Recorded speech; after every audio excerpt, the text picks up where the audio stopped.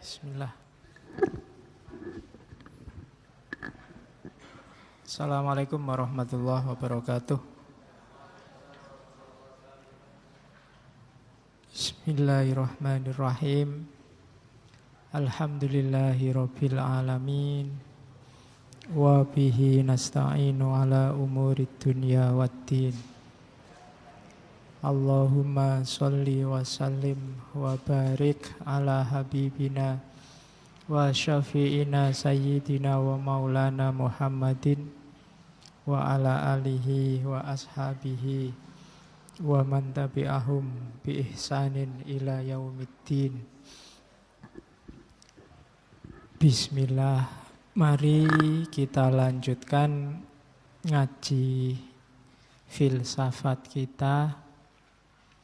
Malam ini minggu kedua di bulan Agustus, kita ketemu beliau, tokoh yang kontroversial bagi orang Indonesia, Tan Malaka.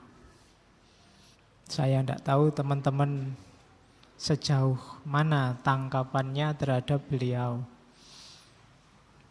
Ada yang bilang Tan Malaka ini levelnya kayak Soekarno. Ya dua-duanya sama-sama muridnya, antara lain muridnya Cokro Aminoto. Cuma kisah hidupnya berbeda. Ada yang bilang kalau Soekarno itu tokoh besar yang diliputi oleh mitos-mitos. Kebalikannya kalau Tan Malaka itu tokoh besar yang diliputi oleh stigma-stigma. Jadi yang satu mitosnya banyak, yang satu stigmanya banyak. Antitesisnya. Meskipun kalau diperdalam gagasan-gagasannya mungkin tidak terlalu jauh berbeda. Sebagaimana saya ngomong minggu lalu, sesi para pejuang ini sebenarnya kita sedang ngomong orang-orang yang sangat mencintai tanah airnya. Cuma cara berpikirnya beda-beda. Titik tekannya macam-macam. Tapi percayalah mereka semua orang-orang yang cinta tanah air. Jadi tidak harus dipertentangkan. Saya yakin kita semua juga begitu sebenarnya, cinta sama tanah airnya. Cuma cara kita menanggapi tanah air itu beda-beda. Makanya nggak perlu gegeran. Sejak dulu misalnya ada debat, ada pertentangan luar biasa antara tiga kelompok, nasionalis, sosialis, sama agama, sama Islam. Seolah-olah tiga kutub ini sesuatu yang sama sekali berbeda. Padahal ya sebenarnya mungkin kalau direnungkan jalurnya sama. Orang yang cinta tanah air ya kan berarti mencintai tanah air dan segala isinya. Termasuk kita kan mayoritas muslim. Tidak mungkin cinta Indonesia tapi benci Islam. Kemudian sosialis, tidak mungkin cinta Indonesia tapi tidak ingin masyarakat Indonesia itu sejahtera semua. Sebagaimana cita-cita sosialisme. Kalau ingin Indonesia sejahtera, tidak mungkin ninggal Islam dan juga tidak mungkin tidak cinta tanah air. Kalau kita ingin jadi muslim yang sejati, tidak mungkin kita cuek dengan kesejahteraan seluruh umat Indonesia dan juga tidak cinta tanah air. Jadi semuanya kita butuh. Tidak bisa orang nasionalis saja tanpa sosialis, tanpa Islam. Tidak bisa ngaku Islam tapi tidak cinta tanah air, juga tidak ingin kesejahteraan. Semuanya sejalur sebenarnya. Cuma memang implementasinya macam-macam. Cara menerjemahkannya beda-beda. Itu yang sering tabrakan. Maka yang dibutuhkan bukan tawuran siapa yang menang, tapi duduk bersama, enaknya bagaimana, kan itu. Termasuk hari ini. Hari ini kan konflik luar biasa di level wacana, perebutan siapa yang paling benar. Nah itu menurut saya tidak harus gegeran. Cuma memang hobi kita gegeran. Kalau nggak ada musuh kan ndak rame, ndak sepi, apa ndak asik. Ndak ada kamu ndak asik, ndak ada yang dibully. Sekarang prinsipnya kan itu. Maka malam ini kita coba ketemu beliau-beliau ini. Biar kita sadar gimana caranya mencintai tanah air, berkorban demi tanah air. Kemudian berjuang. Nah, itu yang agak susah hari ini. Orang itu susah sekali diajak berjuang. Diajak tirakatan itu susah. Semua pingin enak dan seneng. Dari atas sampai bawah. Termasuk kita. Masuk ke sini kan juga pingin enak dan seneng. Yang masuk duluan mesti nyari tempat yang menurut dia paling enak dan seneng. Yang masuk belakangan juga pingin nyari posisi yang seandainya ngantuk tidak kelihatan. Kemudian minum juga begitu dan seterusnya. Ya memang fitrah orang itu nyari enak dan seneng, tapi ada kalanya kita harus tirakat sebentar demi kesenangan yang lebih panjang, yang lebih hakiki. Ngantuk itu enak, apalagi dilanjutkan tidur. Tapi melekan sebentar untuk baca buku, belajar, itu kan nanti kalau dapat ilmu, senengnya dapat ilmu itu lebih panjang. Itu logikanya orang tirakat. Sekedar makan, itu kalau didahului tirakat yang namanya puasa, makan ini jadi enak. Buka puasa itu kan selalu enak, meskipun menunya sama saja. Itu logikanya orang tirakat. Maka di antara rumusnya orang pingin seneng itu, yo ada tirakatnya sebentar. Sama Indonesia ini kalau pingin sukses, pingin maju, yo ayo sebentar-sebentar tirakat di level kita masing-masing. Termasuk yang sedang kuliah, kan harus tirakat sebentar, menyisihkan waktu untuk belajar.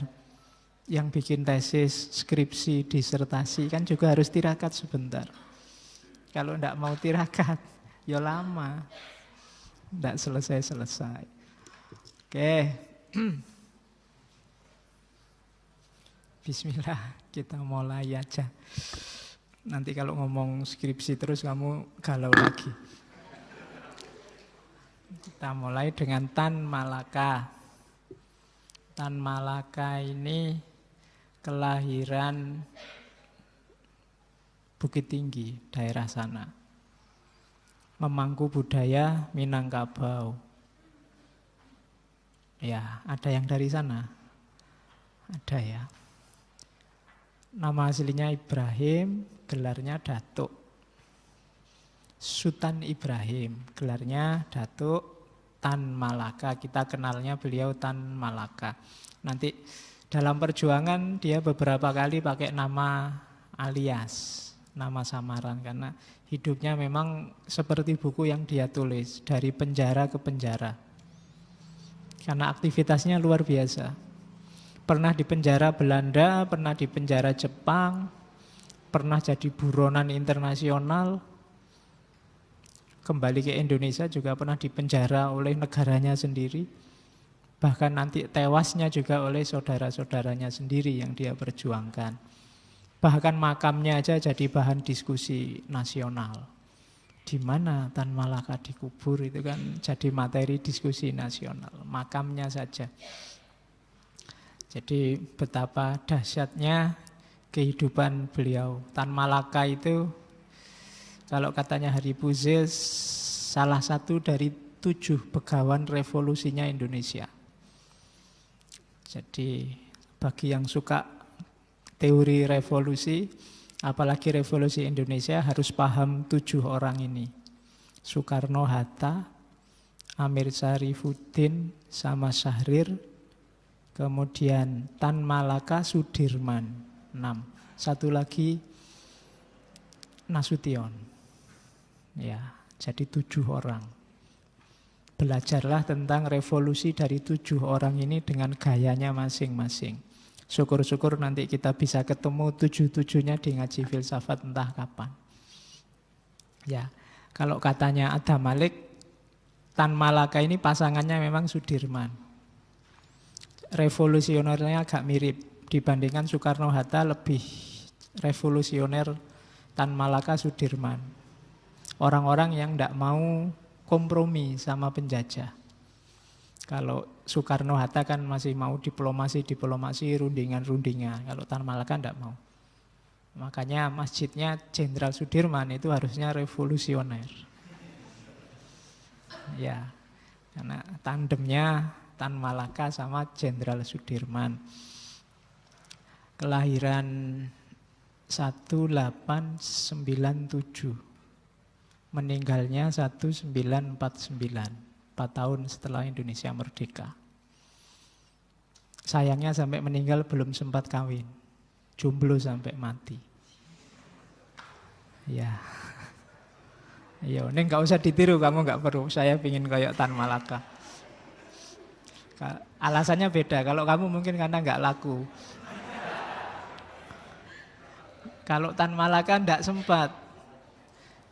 Dia muter-muter, lari-lari keliling dunia, berjuang kemana-mana. Hampir 20 tahun dia pindah-pindah.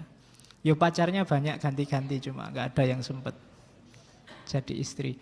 Waktu dia masih di Bukit Tinggi, pernah naksir. Ada teman sekelasnya, namanya Syarifah Nawawi. Cuma nanti Syarifah ini tiba-tiba dikawinin oleh Bupati Cianjur. Habis dikawinin terus dicerai. Itu mungkin di antara yang bikin Tan Malaka marah sama feodalisme dan penjajahan itu, gara-gara itu antara lain mungkin itu dendam. Pacare dikawini, habis dikawini dicerai. Nanti di Belanda dia juga punya sempat dekat sama beberapa perempuan, di Tiongkok juga pernah, di Filipina juga pernah. Ya, 1, 2, 3, 4, sudah 4 ya. Terakhir dia dekat sama keponaannya Menteri Luar Negeri yang pertama, Ahmad Subarjo. Dia dekat, namanya Paramita Abdurrahman. Sudah sangat dekat, cuma belum sempat kawin, Tan Malaka sudah menghilang. Ya akhirnya diceritakan sudah tewas. Jadi sampai meninggal sekitar umur 50 sekian, belum sempat menikah. Tapi gagasan-gagasannya sangat berpengaruh dalam perjuangan revolusi Indonesia. Muhammad Yamin, Soekarno itu orang-orang di antara yang mengidolakan Tan Malaka. Maka kita harus kenal. Bahkan tahun 63 itu oleh Soekarno, beliau diangkat jadi pahlawan nasional. Dan belum dicabut sampai hari ini. Jadi masih pahlawan. Meskipun tadi ada stigma zaman Orde Baru, tokoh-tokoh yang distigmakan ada di kubu kiri itu biasanya secara sengaja dibikin tidak terlalu populer. Jadi beliau tidak muncul di buku-buku pelajaran, nggak muncul, paling disebut namanya sekilas-sekilas. Gagasan-gagasannya apalagi tulisan-tulisannya susah ditemukan. Ya alhamdulillah kita sudah melewati masa itu sehingga bisa lebih cerdas lagi sekarang, bisa membaca-baca. Kan tulisan-tulisannya banyak, sudah mulai didiskusikan di mana-mana. Boleh tidak setuju sama Tan Malaka asal benar-benar sudah ngerti pikirannya apa, yang dibawa apa. Bukan hanya karena stigma. Katanya dia kiri ya, katanya dia, nah itu kalau masih katanya-katanya jangan ikut-ikutan dulu. Nah itu makanya menurut saya ngaji filsafat ini antara lain dalam rangka itu, kita nambah referensi dulu sebelum suka atau tidak suka tentang apapun. Indonesia ini kan masalahnya banyak, besar-besar. Kita tidak usah ikut nyumbang masalah. Ya, caranya gimana? Masalah itu cara mengatasinya dua. Menyelesaikan masalah atau kitanya jadi lebih kuat sehingga masalah apapun tidak mengganggu kita. Nah, jalan pertama kita susah, wong kita bukan apa-apa. Yang bisa kita jalan kedua, ayo kita bikin diri kita kuat. Ada masalah apapun kita nggak terganggu, nggak tersakiti. Jalannya antara lain ilmu, nambah pengetahuan. Itu jalan yang paling jelas bikin kita kuat. Maka perbanyaklah baca, perbanyaklah ngaji, biar tambah kuat. Mungkin kita tidak bisa menyelesaikan masalah, tapi kita tangguh, tidak terganggu, tidak tersakiti oleh banyaknya masalah. Kalau tidak tangguh kan kamu baca WA aja sudah misuh-misuh. Ya kan, baca Facebook aja kamu sudah panas kepalamu. Harus tangguh. Nah, antara lain wawasannya yang luas. Oke, itu gunanya ngaji. Ya paling tidak kalau ngaji ini kan sebagai solusi sementara ketika kalian males baca-baca kan itu. Yo yang tak omongkan ini kan di buku ada semua, cuma kalian roto males. Jadi ya wis lah tak bantu bacain kan itu aja toh ngaji ini. Ndak ruwet-ruwet. Oke, bismillah. Kita mulai ketemu sama beliau. Ada yang bilang bahwa di Indonesia ini ada 3 tokoh yang membumi sekaligus melangit. Yang pertama Soekarno, yang kedua Tan Malaka, yang ketiga Gus Dur. Abdurrahman Wahid. Itu tokoh-tokoh yang melangit sekaligus membumi. Idealismenya luar biasa, tapi juga dekat sama rakyat, tidak elitis. Oke, kita lihat seperti apa. Saya awali dari quotes-nya Tan Malaka. Menurut saya itu luar biasa, bisa kamu pakai. Hidup ini rumusnya itu.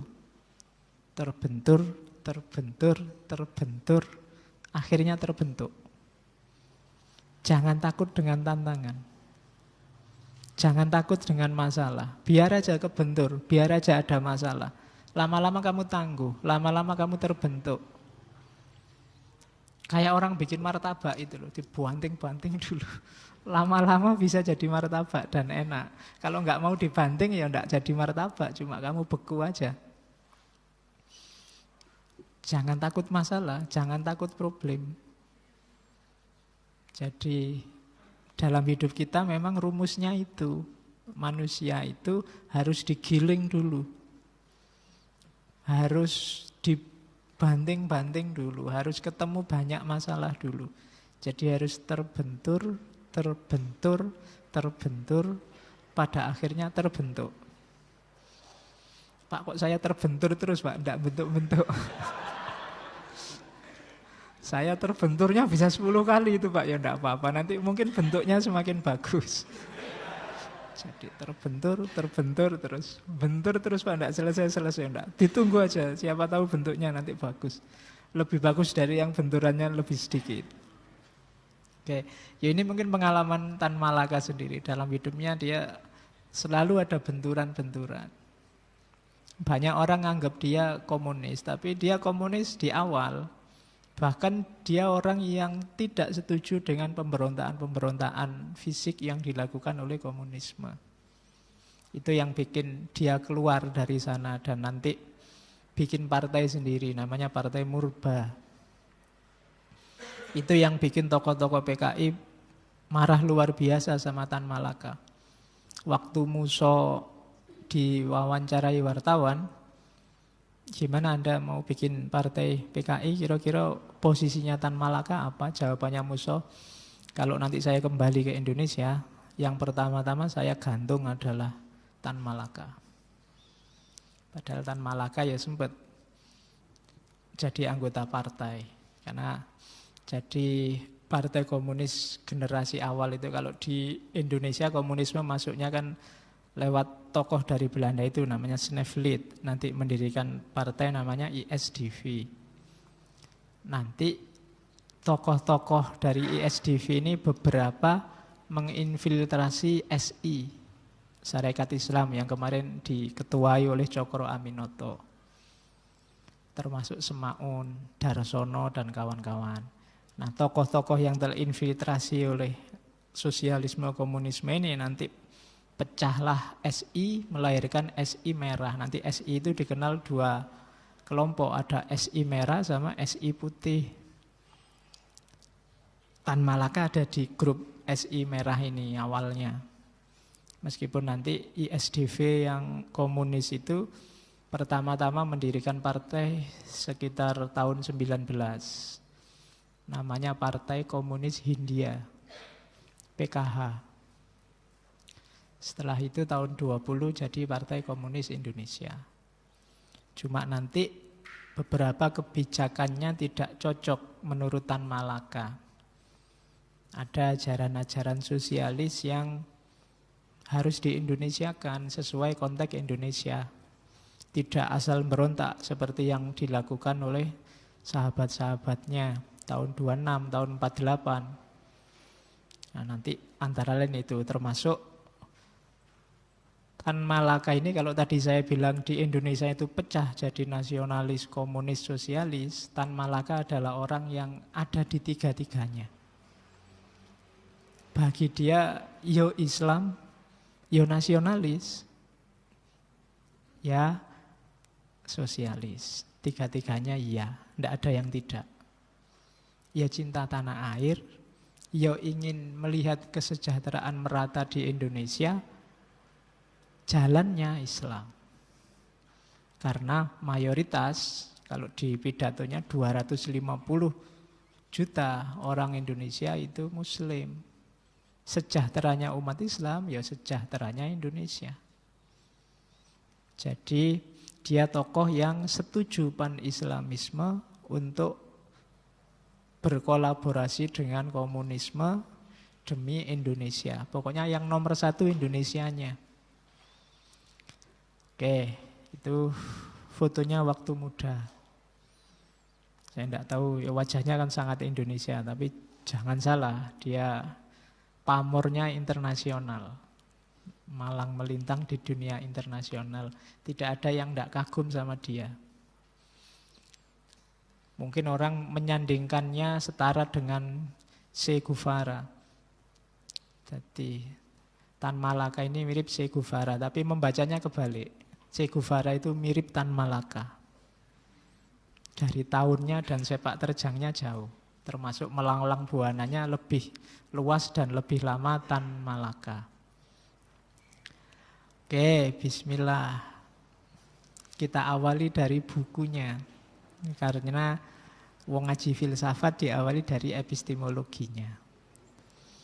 Ini disusun setelah Indonesia merdeka. Cuma Tan Malaka masih pelarian. Hanya saja sudah pulang ke Indonesia. Madilog itu materialisme, dialektika, logika. Bukunya yang sangat terkenal. Menyusunnya dalam waktu 8 bulan. Dalam pelarian. Cuma saat itu dia tinggal di Jakarta, di Kalibata. Cuma setelah tinggal di Kalibata, terus merasa banyak mata-mata, terus nanti belakangan pindah ke Banten. Oke, di masa-masa itulah nanti dia menyusun Madilog. Materialisme, dialektika, logika. Ini kan kayak kamu belajar filsafat. Ada materialisme, ada dialektika, ada logika. Ini menurut visinya Tan Malaka, memperjuangkan Indonesia itu pertama-tama harus mengubah mindset, cara berpikirnya orang Indonesia. Kalau cara berpikirnya tidak diubah, diganti sistem apapun, tidak akan berubah. Kalau mindset kita tidak geser, hidup kita tidak akan ganti. Ya begini-begini saja. Apalagi mindsetnya orang Indonesia, apalagi Jawa. Dan mayoritas sebenarnya orang Indonesia, cara berpikirnya kan seperti di Cokro Aminoto kemarin. Cenderung fatalis, cenderung pasrah, cenderung lillahi ta'ala, cenderung ya mistik, cenderung apa? Mungkin kalau di Jawa tertentu ada bau-bau kleniknya. Ini susah kalau diajak berjuang. Kalau mindsetnya masih ini, alah tenang aja kita dijajah. Dunia ini hanya sementara. Cuma mampir ngombe sebentar, mampir minum sebentar. Ngapain sih ngoyo-ngoyo, biar aja lah, nggak lama kok, selesai. Mau berjuang kayak gimana kalau mentalnya semacam ini?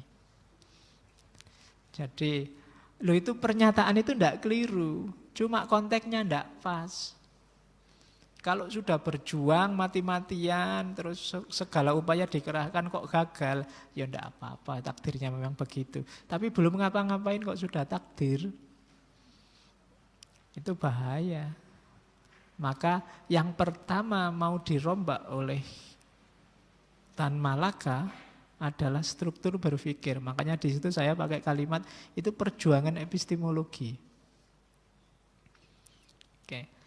Dari kalian tidak suka filsafat jadi suka filsafat, itu kan ada pergeseran mindset. Dulu dengar kata filsafat aja bencinya setengah mati. Sekarang jangan-jangan lebih benci lagi. Karena dulu tidak dibikin pusing oleh filsafat, wong kamu tidak peduli. Sekarang dibikin pusing tiap minggu oleh filsafat. Tapi maunya Tan Malaka tidak, harus ada mindset yang ganti. Oke, jadi kalau tidak akan bisa bangkit. Penjajahan bisa dianggap takdir. Dunia yang kelihatan itu bukan dunia yang sejati. Dunia yang sejati besok di akhirat. Itu bahaya untuk melakukan revolusi.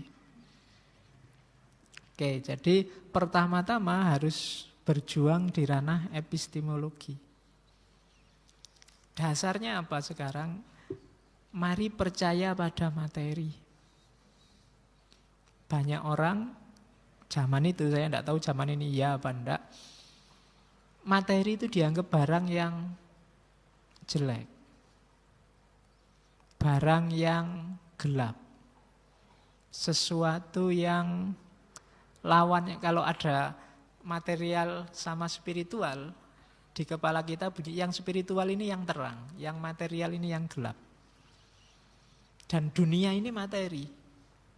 Maka jangan banyak-banyak mikir dunia. Dunia ini sementara dan materi. Kita mikir yang akhirat, yang lebih abadi, yang lebih itu.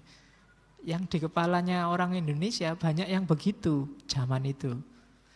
Kalau zaman sekarang kan sudah tidak ada bedanya. Oke, jadi maunya Tan Malaka loh, ayo diterima materi ini. Wong dia dasar dari kenyataan kok. Bahkan kita berpikir itu kan diawali dari materi. Ya kayak realismenya Aristoteles itu kan.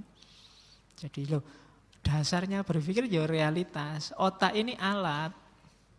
Tapi bahan pikiran itu kan dari kenyataan sekeliling kita. Di otak ini ada rumus-rumusnya ya. Tapi kalau rumus-rumus nggak dikasih bahan ya otaknya sia-sia, tidak ada gunanya. Bahannya dari mana? Dari materi. Dari kehidupan nyata, pengalaman real. Di sini mungkin ada mesin namanya misalnya sebab akibat. Loh, sebab akibat ini kan hanya alat. Dia fungsional kalau kita terjemahkan secara real. Gara-gara tidak makan 3 hari, kita jatuh sakit. Itu kan sebab akibat. Wujud nyata dari mesin yang namanya sebab akibat. Kita tidak makan, itu kan fakta. Kita sakit, itu fakta. Ini kan dua-duanya materi. Yang menghubungkan tidak makan dengan sakit itu otak, akal. Cuma akal kita tidak bisa menghubungkan kalau tidak ada materinya. Jadi materialisme itu, ayo mikir yang konkret-konkret. Jangan ngomong yang abstrak-abstrak. Itu mungkin kritik terhadap kajian-kajian Islam tertentu sebelumnya. Kayak kajian kalam, itu kan yang dibahas langit semua. Padahal umatnya pontang-panting melawan penjajahan. Di sini ngajinya, besok kita di akhirat. Ada sekian ratus bidadari. Ndak salah.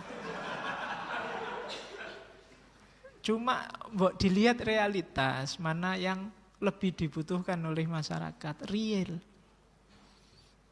Nah, itu maunya Tan Malaka. Ya langit itu penting, tapi bumi kan juga yang sekarang kita tinggali. Bukan meninggalkan sama sekali demi dunia non materi. Kita harus punya rumus untuk menghadapi materi. Dan Tan Malaka termasuk yang banyak bahas sunatullah. Sunatullah itu hukum alam. Allah ini kan sudah ngasih model sendiri, ngasih rumus sendiri terhadap alam semesta. Yaitu yang harus kita baca. Kita harus mengembangkan pengetahuan, mengembangkan ilmu. Nah, itu materialisme. Jadi basisnya, ayo kita menggeser cara kita berpikir. Sekarang jangan segan-segan untuk memikirkan hal-hal dunia. Karena kita hidup di dunia yang nyata. Nah, itu bahasa kasarnya begitu. Oke. Jadi yang pertama itu